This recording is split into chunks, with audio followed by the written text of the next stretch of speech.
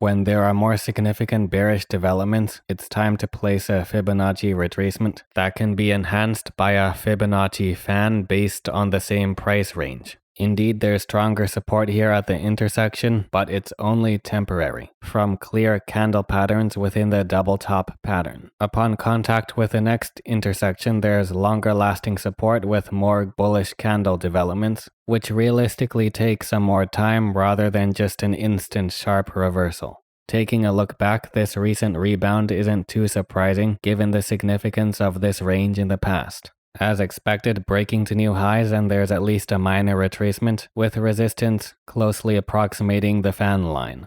And almost right on time, there's a rebound at this key area, which just so happens to be the site of another intersection. As the chart generally follows the incline of the fan lines, these extension levels can help in a similar way as the retracement levels now that newer highs are being reached. And since the chart is holding steady over 1975, there's the expected neutral to bullish movement before surging higher. And since there's no contact with these intersections, they don't become relevant. So realistically, it's possible for reversals not to take place at every intersection. And major reversals, such as this one, can take place at a single extension level without contacting any fan lines. Here's a good example of a significant reversal taking place, not instantly but over time, and starting at the approximate area of an intersection rather than the exact center. And it's a similar thing here for the upswing, with the drop starting to end upon contact with the intersection.